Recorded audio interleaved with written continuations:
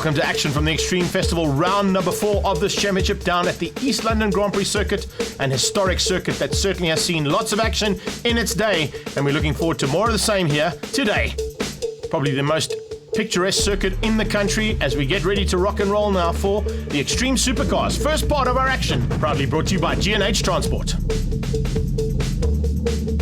Yes, indeed. Keep fighting, Del Penny. Wish you all the very best for a speedy recovery, and we look forward to seeing you back in action pretty soon. But speaking of action, there's still lots to come, and we caught up with one of the hardest fighters out there, George Smallberger. You got to get good sponsors. It's hard work to get sponsors, and I'm very fortunate with Shield as my key sponsor. It's also their 50th business anniversary this year, so we're campaigning that. And I have some smaller sponsors, my secondary sponsors, product sponsors, Gador, Castrol, Shutterproof, I've got a whole list, Drymac, but yeah, really thankful to have those. And in racing, you need it, and we try and give the guys the best value back on the circuit. So. The nice thing with the series, of course, it's drawing sponsors, and I think with the television coverage that's coming out of it, it's definitely looking like things are on the up. Yeah, I mean, definitely television coverage is key for us. I mean, we get some good time out of that. We also use social media. We do the Facebook thing. There's a Shield Racing site dedicated. We have some other cars and rallying as well. And yeah, we keep the guys up to date.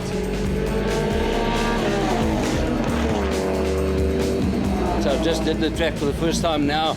It's lovely. I love it, especially this stadium section. Oh, the car loves the stadium section. I'm sure it's going to have plenty good handling through there. That might give you a little bit of an advantage to stay with the power cars.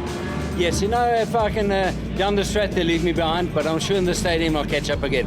And it might be a yo-yo effect. Let's hope I get in front of them and leave them in the stadium, not catch them in the stadium every time. First time, yeah, I thought it was fantastic, very fast, kind of intimidating, but yeah, I'm sure we'll get to grips with it quickly. Very fast, I must admit, very fast. It caught me by surprise how quick it was, but yeah, I'm enjoying it. How's the car feeling? The car's fantastic. The car is really good. Lee Thompson, G&H, they've done a fantastic job putting the car together for this weekend, and I'm hoping to do a good result with it. I'm still plucking up the courage to get through Potters and Rifles. I'm going to have to ease into that during the course of the day, but definitely a very daunting track. Awesome fun though. Absolutely. It's got such a variety of corners as well. I mean, the complex is beautiful as well. A little bit slippery at the moment, but right next to the sea, such a beautiful place. Certainly is, and the waves are pumping, but more importantly right now is what's going to happen on the circuit. Charles Orangis is on pole position, and he's going to be a difficult man to catch here, and joining me in commentary will be Mel Spur. Mel, what an awesome field of cars. Fantastic. Great turnout for our first Extreme Festival at the East London circuit, and lights off, and here we go. And I think a lot of people have come to see these cars in particular as they head down towards Potters Pass. These things are going to be absolutely flat out through there and starting to sort themselves out. You can see Paul Hill getting together there with Dion Duplessis on the inside, looking for a way through on the crossbow, but it's going to be side-by-side action with that BM just ahead of them. Gianni Giannacora, what a start from him. It's all Porsches just ahead of Gianni, and they're all trying to catch Orangis in the very fast snake. There we got Nicky Dix lying in second place and leading Class B in the plain white Porsche. Yeah, I'm loving the fact that you got Jarvis all over his tail, and because he is the man who comes in here leading this championship and looking to go away here in the lead of the championship to try and retain it. Nice shot there, the big exhaust pipe out the side of that G&H Transport BMW, and he's under pressure as they come into the complex for the first time. It's Dion Duplessis who's all over the back of Gianni. Then it's Paul Hill, and a good start there as well, coming through nicely. Willem van der Westhuizen looking to take Class C honours, but he's got some work to do to try and catch Sun Moodley just up the road. Great to have Sun Woodley back with us. Also his teammate Andrew Colbert in his matching GT3 Porsche. And let's make one more teammate thrown in there as well. Engelbrecht given a chance to play around in the third of those Bigfoot Express Freight Porsches. Unfortunately, his big Porsche from Cape Town wasn't ready, so Sun Woodley said, come and join me, and you can drive in Reen's car. Fantastic. Always great that there's a bit of camaraderie amongst these guys. So they cross the line now, and as we've seen all race long, and what we're going to see for the rest of the race weekend is these guys absolutely everything she's got across the line.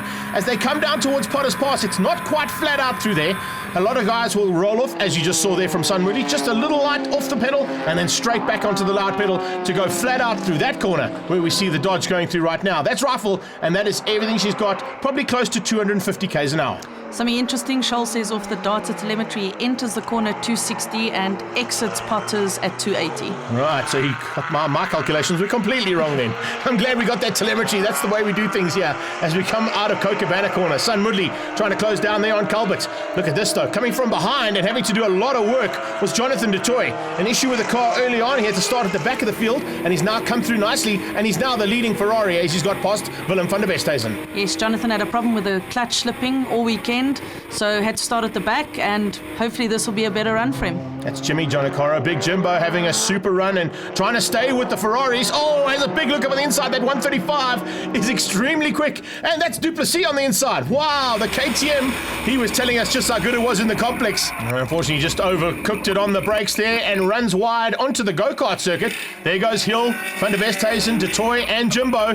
Hopefully he gets back up and going, but he's lost a huge amount of ground and lots of work now to try and make up that ground. It's not easy on a big circuit like this. Then we've got Paul Hill in his Kalex BMW actually leading Class E at the moment. Yeah, fighting out with a Class A and Class C car. That's the 360 and the 430. There you can see the difference in power. It's 4.3 litres as opposed to 3.6 litres. And Willem van der Westhuizen, well, he knows he probably can't run with Jonathan du Toit, but if he stays with Jono, it might help him get past Paul Hill's Kalex BMW. Then we've got Andrew Colbert just ahead of his team boss, Son Woodley, and Dion Duplessis making his way back through the field after he's off. Yeah, he's recovered, but he's been lapped, unfortunately, by those front couple of cars. This is an awesome bit of driving here, I've got to tell you. This is the Class B battle. It's Jarvis versus Dix, and that's second place overall on the road, so that's not a bad effort at all. And if he keeps that up, there's a good possibility he might be in running for driver of the day. That's for sure, and what makes it really, really good is these are Class B cars running second and third on the road. And of course, if he gets it all right, and that's not how to get it right. Wow, Nicky Dix, where are you going? That was completely wrong out of there. Just climbed on the power, I think a little bit too hard, and lost the front end, went over the top, over the go-kart circuit, and now, as you can see, wow, that's not the way you want to be doing things. Jimbo Jonakoro with an issue in the G&H Transport 135. He's slowed up dramatically. What a pity. This car's normally super reliable, and Jimbo's normally right up there. His son Gianni is doing a magnificent job. Ricky Jonakoro and Jimbo both arrived on the day of racing to try and get their qualifying in, and actually the first time they got into the cars, so it's another reason they weren't quite on the pace just yet. There you can see the man I'm talking about, Ricky Jonakoro, all over the back end of Johan Engelbrecht, and Engelbrecht is having a magnificent run. Listen to the sound of this thing.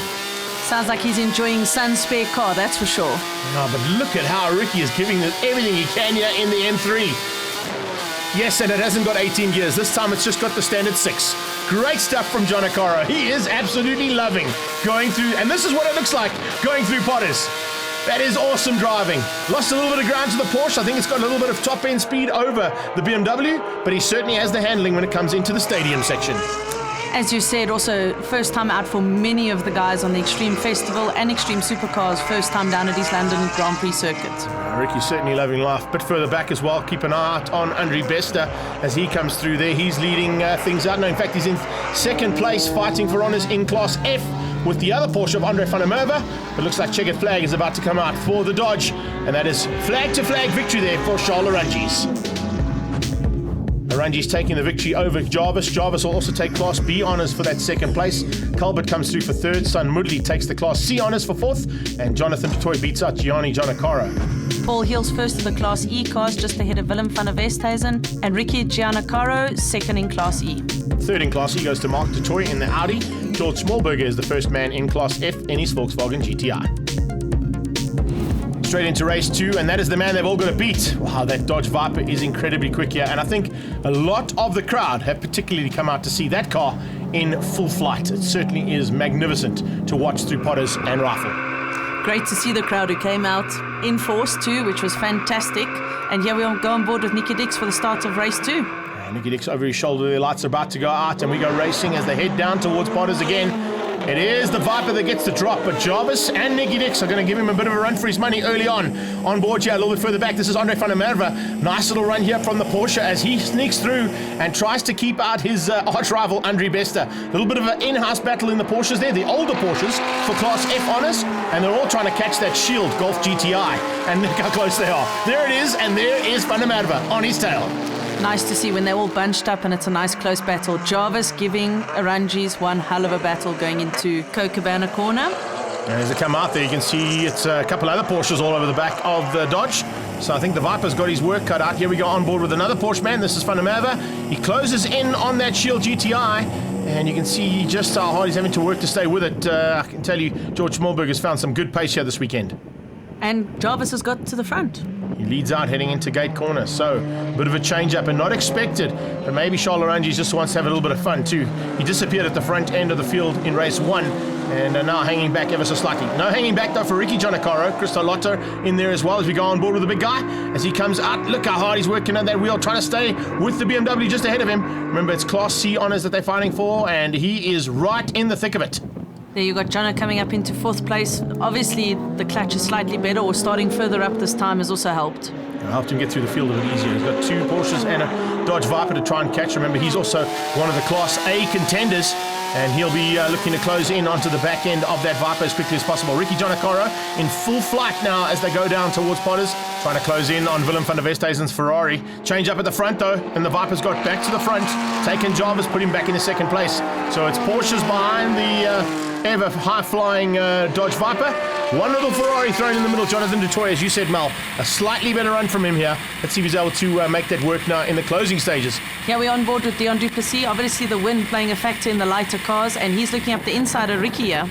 Up the inside, and we'll definitely have the handling going into Copacabana. Just ahead, it's one of the Bigfoot Express Freight cars fighting with Willem van der Westhuizen as the KTM Crossbow got the drop on Ricky. Ricky missed a gear coming out of Copacabana and certainly lost some ground. Look at the bonnet on the front end of that 430, also starting to flap a little bit.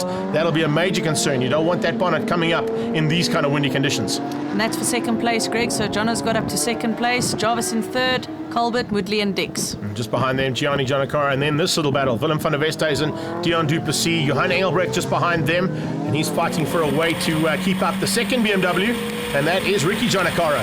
Back on board with the Duplessis KTM Crossbow as it crosses the line and heads down towards Potters. The Ferrari's got a little bit of pull, but that's due to the fact that I think the buffering is starting to play a major effect here on the KTM Crossbow. I think all these cars, the downforce plays a major role. Potters Pass is exceptionally quick, well over 200 k's an hour.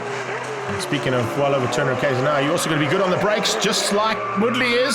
Oh, Calvert gave him a little bit extra room. On board Nicky Dix, those the 2 Porsches ahead are the teammates, and they're fighting for honours here. There are no team orders in that particular pit, and Son Woodley, of course, is looking for a Class B fight out with Calvert and Dix. Dix on his tail now. In fact, Dix is now the meat in the sandwich. He manages to find a way through on the beach straight and sneaks ahead of Andrew Calvert, who now falls back into 5th place. There we pick up on Paul Hill, who's leading the Class E BMW battle of him and Ricky Giannacaro.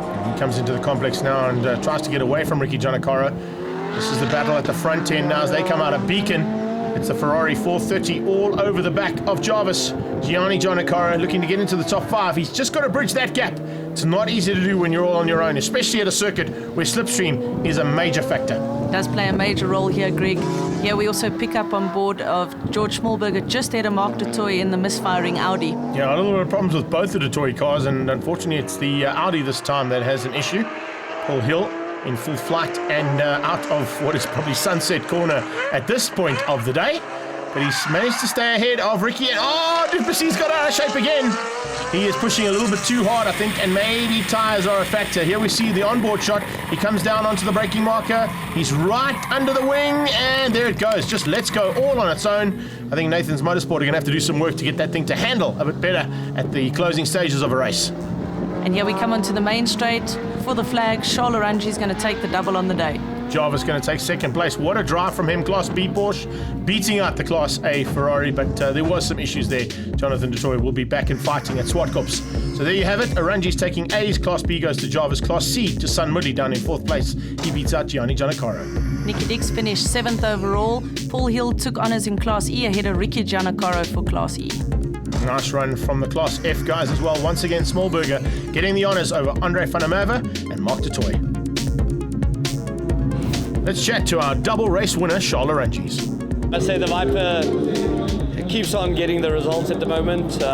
We came here this weekend having actually done no work to the car. We lost 2 CVs. The guys really turned our weekend around. So we're very happy. We can't be more happy.